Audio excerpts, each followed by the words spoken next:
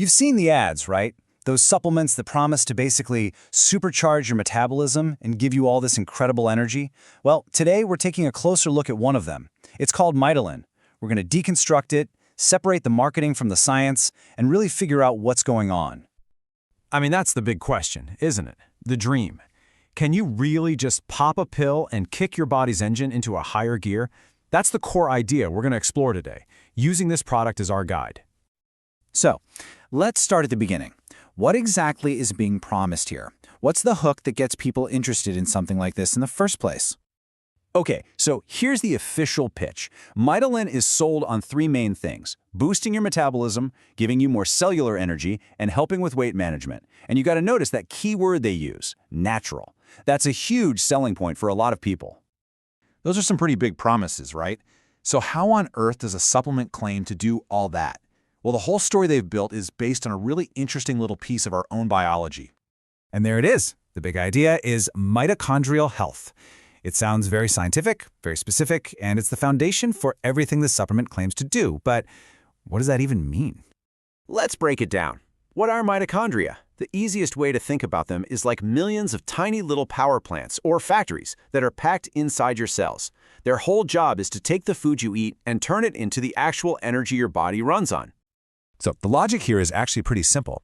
The claim is that if you can make those tiny power plants run better, make them more efficient, then you'll burn fat more effectively, you'll have more stamina, and you won't feel so tired. It's a very compelling story. So what's the secret sauce? What's actually in these capsules that's supposed to get our cellular engines all revved up? All right, if you look inside the bottle, what you find is basically a cocktail of plant extracts. You've got things like maki berry and haematococcus, which are there for their antioxidant properties to help protect your cells.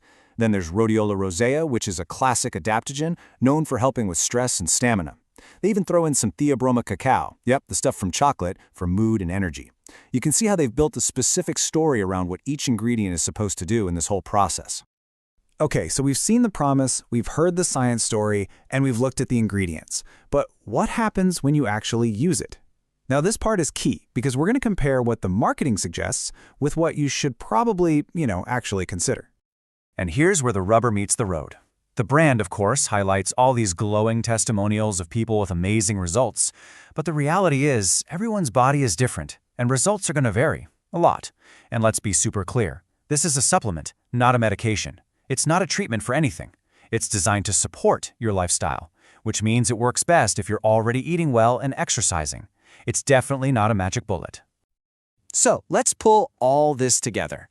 After looking at the claims, the ingredients, and the reality checks, what's the final verdict here? What should you walk away with? The most important thing to understand is how this is positioned.